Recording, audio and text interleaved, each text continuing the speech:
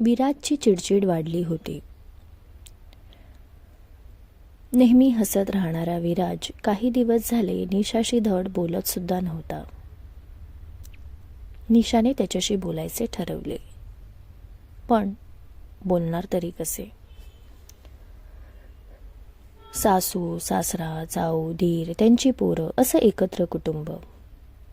निशाचा पूर्ण दिवस कामावर जायचा आणि संध्याकाळी आले की घरातल्या कामाची धावपळ. निशा रूमवर येईपर्यंत तिची वाट बघणारा विराज आता मात्र रात्री लवकर झोपून जायचा. विराजची अवस्था बघून निशाचे मन कशातच लागत नव्हते. निशाने ही बाब सासूला सांगितली. तसं सासूसुद्धा विराजच्या वागण्यातील बदल पाहत होती. सासूने कल्पना लढवली. निशा आणि विराजच्या लग्नाचा वाढदिवस येणार होता. सासूने सासऱ्याला सांगून दोघांची गोव्याचे तिकीट बुक केले. ॲनिव्हर्सरीचा दिवस आला. सासूने सकाळीच विराजच्या आणि निशाच्या हातात गोव्याच्या हॉटेलचे तिकीट ठेवले. निशाच्या मनासारखं झालं होतं. त्यानिमित्ताने विराजशी खुलून बोलता येईल. विराज कामाचे बहाणे देत होता, पण निशाने कसंबसं करून त्याला मनवलं. दोघेही गोव्याला पोहोचले. निशाने विराजला आपण जरा समुद्रकिनारी फिरायला जाऊ सांगितले. दोघे समुद्रकिनारी आले. विराज त्याच्या तंद्रीत होता. निशाने विषय काढला. निशा म्हणाली, विराज, किती दिवस झाले मी पाहते आहे, तू नीट बोलत नाहीस. स्वतःमध्ये रमलेला असतो, सतत विचारात गुंग. काय झाले आहे? काही प्रॉब्लेम आहे का? विराज नजर चोरत म्हणाला,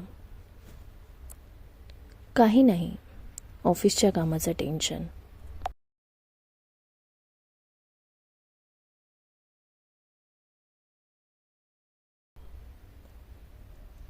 फक्त ऑफिसचं टेन्शन की आणखी काही?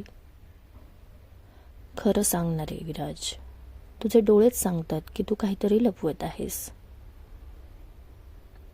विराज आता मात्र कोलमडला.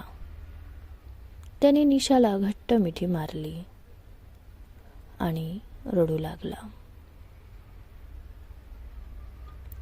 निशाने त्याला शांत होऊ दिले आणि नंतर जे काही बोलत होता ऐकू लागले. विराज म्हणाला, तुला माहीत आहे निशा, मी तुला एकदा सांगितले होते, मला माझ्या ऑफिसमध्ये एक मुलगी आवडत होती, प्रिया. निशा, हो आठवते आहे. काय झाले तिचे? विराज म्हणाला,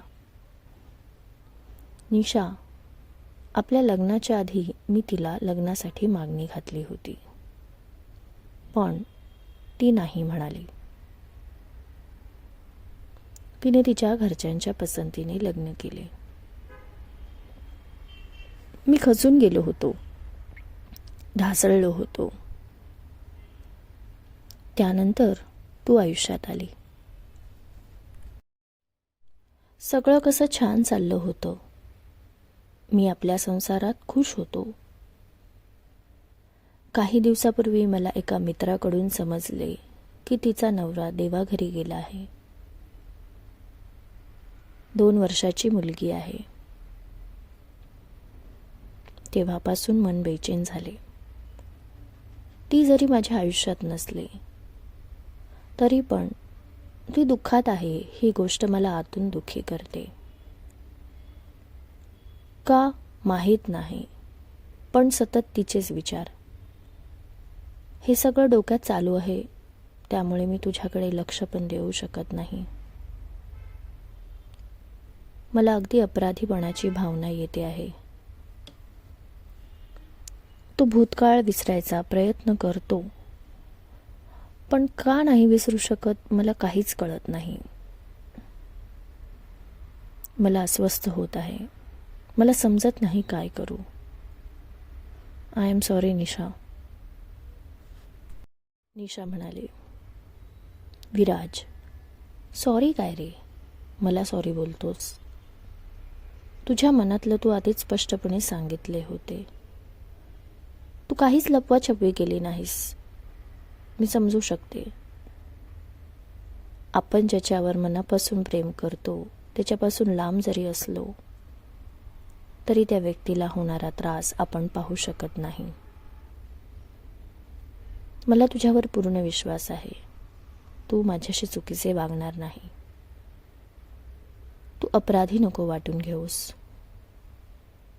उलट मला खूप बरं वाटलं की तू व्यक्त झाला, मनाची बेचैनी सांगितली. प्रियाचे ऐकून वाईट तर वाटते, पण तरी विराज एक सांगेन. स्त्री रडते, आक्रोश करते, पण नंतर जेव्हा ती उभी राहते ना, तेव्हा मात्र ती खूप कणखर होते. थोडा काळ जाऊ दे.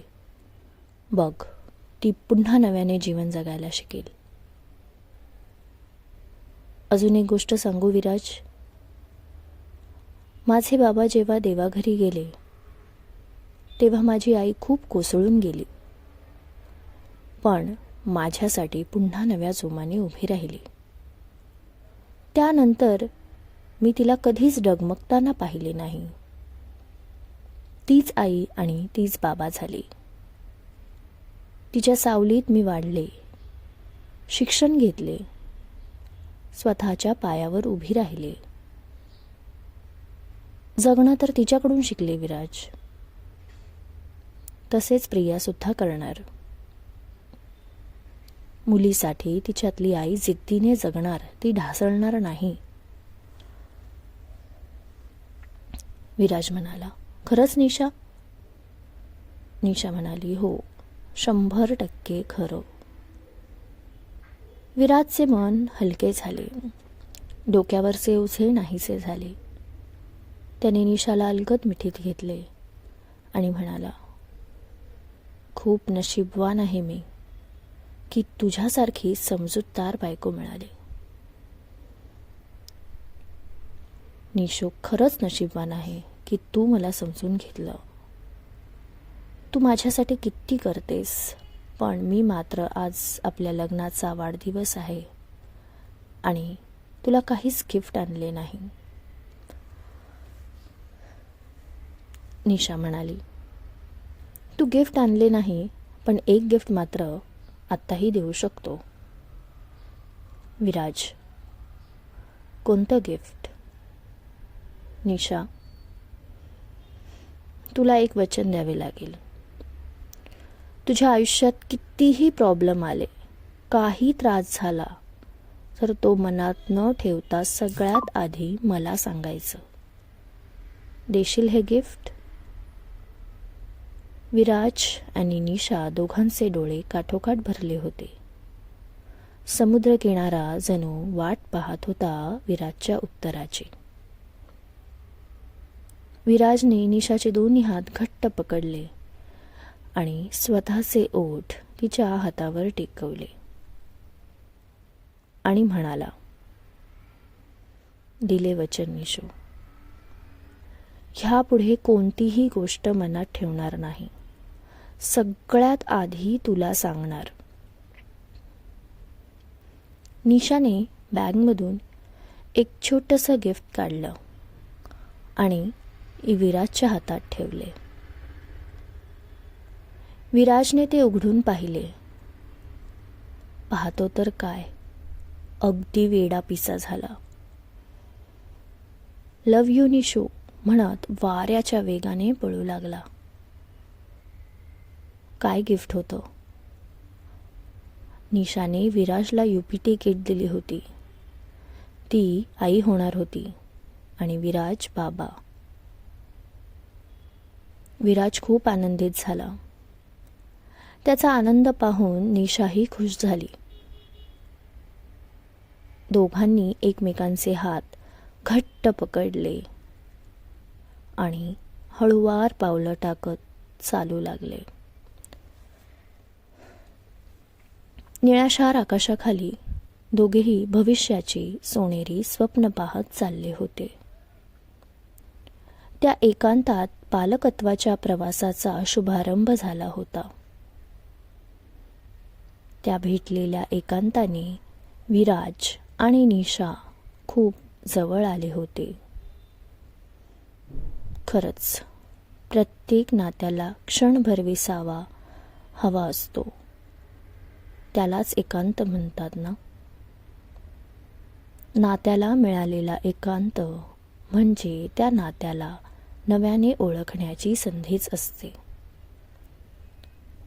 कथालेखन अश्विनी पाखरे उगले. कथा आवडल्यास चॅनलला सबस्क्राईब करायला विसरू नका. पुन्हा भेटू नवीन कथेसह. धन्यवाद.